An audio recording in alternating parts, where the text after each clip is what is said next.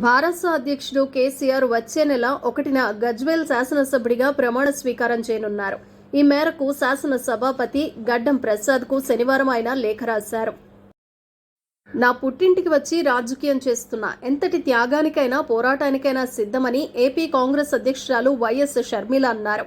తిరుపతి జిల్లా పర్యటనలో భాగంగా ఆమె కాంగ్రెస్ నాయకులు, కార్యకర్తలు ఏర్పాటు చేసిన సమావేశానికి ముఖ్య అతిథిగా హాజరై మాట్లాడారు. వైఎస్ఆర్ జగనన్న పాలనకు ఆకాశానికి పాతాళానికి ఉన్నంత తేడా ఉందన్నారు. సెక్రటేరియట్ కింద లంకె బిందెలు ఉండవనే విషయం సీఎం రేవంత్ రెడ్డి తెలుసుకోవాలని మాజీ మంత్రి కేటీఆర్ ఎద్దేవా చేశారు. సచివాలయంలో అధికారులు, కంప్యూటర్లు ఉంటాయని వ్యాఖ్యానించారు. సిరిసిల్లలో భారాస ఆధ్వర్యంలో నిర్వహించిన సమావేశంలో ఆయన మాట్లాడారు.